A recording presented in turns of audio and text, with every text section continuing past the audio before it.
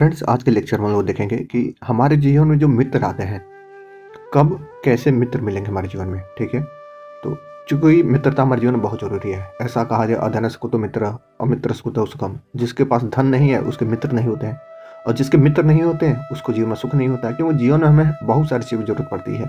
हर कदम कदम पर हमें लोगों की जरूरत पड़ती है। ठीक है, तो इसलिए आज जब देखेंगे कि हमारे जीवन में कब मित्र मिलेंगे और कैसे मित्र मिलेंगे। ठीक है, एक तो ये हुआ लग्न, आप तो जानते हैं लग्न हो गया। ठीक है, दूसरा भाव होता है कुटुंब का। ठीक है, कुटुंब में हमारे जो भाई बहन जो सिबलिंग्स होते हैं ये मिल जाएंगे। ठीक है, तीसरा भाव जो होता है हमारे अपने भाई बहन का होता है, पड़ोसी का रिश्तेदारों का होता है। ठीक है, ये तो हमारे बाई बर्थ मिल जाएंगे। ठीक है, इसके बाद हमें जो जीवन में जो मित्र मिलेंगे, ठीक है, तो उसको हम कहाँ से देखेंगे। ठीक है, एक होता है लंगोटिया यार।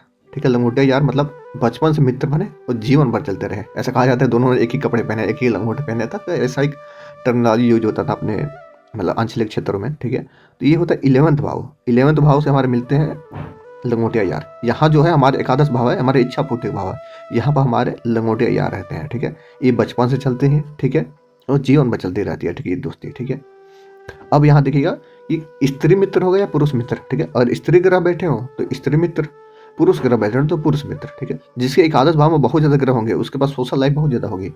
और अगर किसी के लगने से एकादश भाव में बैठे हो तो ये लोग एनजीओ खूब खोलते हैं। 11th लॉर्ड लग्न में आ जाए या लग्नेश चला 11th हाउस में, तो ऐसे लोग एनजीओ चलाते हैं खूब। इनके पास सोशल सर्किट बहुत सारा होता है, इच्छा पूर्ति बहुत सारी होती है, जिनके भी कुंडली में देख लीजिएगा। ठीक है, अब वहीं यहाँ पर राहु बैठ जाए तो ऐसा कोई धोखेबाज मित्र मिलेगा साथ में इनके जीवन में। ठीक है, गुरु जैसा ग्रह बैठे तो बड़े अच्छे धार्मिक विचार वाले मिल जाए। केतु जैसा मिल जाए तो थोड़ा उधर से उदासीनता रहती है व्यक्ति को। बुद्ध मिल जाए तो बड़ा इंटेलिजेंट कोई बिजनेसमैन घर वाला लड़का मिलता है। सूर्य बैठ जाए तो कोई प्रभुत्वशाली सरकारी नौकरी वाला लड़का मिल जाता है, जिसके घर में कोई कोई सरकारी नौकरी वाला हो तो, या किसी मंगल बैठ तो कोई प्रशासनिक सेवाओं में, कोई सेना में, कोई ऐसा व्यक्ति जो मिलेगा जो जिसके घर में कोई सेना वाला होगा, या खुद भी वो व्यक्ति सेना में होगा, या कुछ काफी हट्टा कट्टा हो सकता है।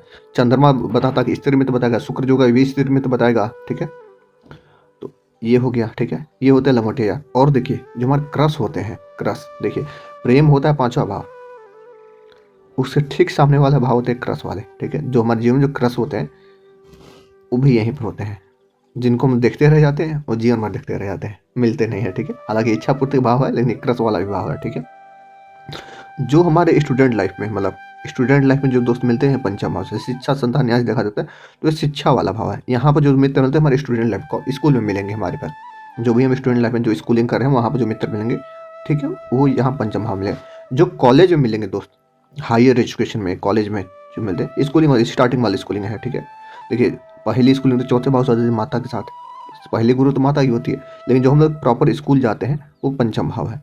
उसके बाद जो हम कॉलेज में जाते हैं वो होता है नवम भाव। जो हायर एजुकेशन तरफ हम लोग बढ़ते हैं तो वो होता है नवम भाव।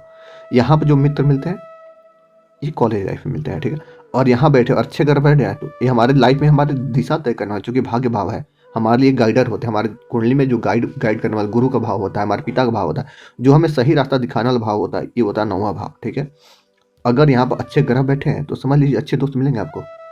वही अब राहु जैसे ग्रह बैठ जाए तो हमारे पास कैसे मिलेंगे अगर दोस्त, राहु जैसे छलिया मिल जाएंगे, धोखा करने वाले कपटी मिल जाएंगे। ठीक है, शनि बैठे हैं तो कोई ऐसा मिलेगा जो हमसे थोड़ी छोटी जाति का हो, हमारे पास हमसे छोटी स्टेटस वाला हो, उस तरह का मिलेगा। गुरु बैठ जाए तो बड़े ज्ञानी टाइप में कोई इंसान मिल जाएगा, बड़ा अच्छे धार्मिक व्यक्ति, कोई ब्राह्मण मित्र मिल जाएगा, इस तरह की चीज़ें होंगी। ठीक है,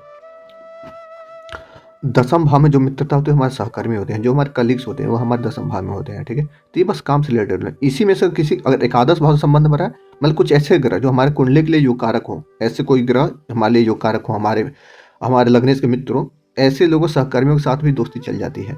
जैसे मानिए यहाँ पर दो तीन ग्रह यहाँ बैठे हुए हैं। ठीक है, तो उसमें क्या होगा, कुछ हमारे मान लीजिए षष्ठी शाखा यहाँ बैठा हुआ है तो हमारे साथ काम करने वालों के साथ किसी न किसी शत्रुता, मान लीजिए यहाँ पर छठे भाव का मालिक क्या दसम भाव में बैठ गया, द्वादश का मित्र का बैठ गया, अष्टमेश का बैठ गया। ठीक है, ये सारे तीनों भाव हमारे लगने इसके लिए तो घातक है, हमारे लिए एक तो प्रश्न मार्क ही है।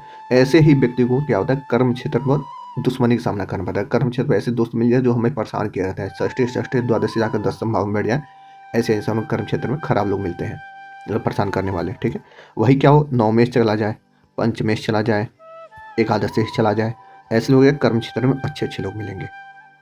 क्यों, क्योंकि अच्छे भाव के मार्ग, क्यों पंचमेश जो होता है, नवमेश होता है, लग्न के हमेशा मित्र होते हैं, ये हमारे लग्न त्रिकोण का बनता है उसी के होते हैं। ठीक है, ऐसे लोगों को कर्म क्षेत्र पर अच्छे कलीग्स मिलते हैं। ठीक है, ये हो गया।